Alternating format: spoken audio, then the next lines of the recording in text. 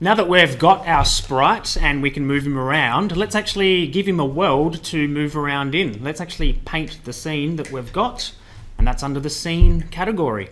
If we click on scene here, we've got some options. Scene tells us all about the scene that we're in, some tile maps, some effects, and the background, which is what we're going to work on today.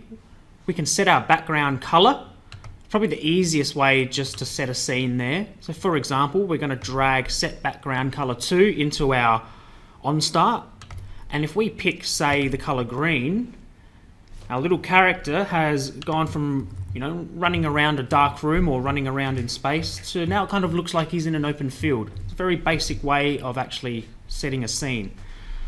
We can change the background color, say for example, back to black, but add an effect. So let's go start screen effect under the scene category.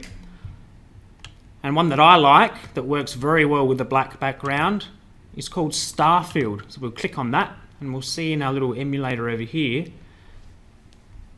that now it looks like we're kind of moving through space. We've kind of set a scene for a space game. If our sprite was a spaceship, for example, this would suit very well. There's one more way that we can set our background image. Let's just remove both of these. So under scene, the other option here is set background image to, which differs from setting it from just a plain color. So if we click on that, this looks like a very large version of our sprite window that we looked at. We can actually draw our background on here. In the gallery, there's also a couple to pick from as well. Because they're very large, the pictures look quite squashed, but if we click on it, we can see that this background here just kind of looks like some mountains.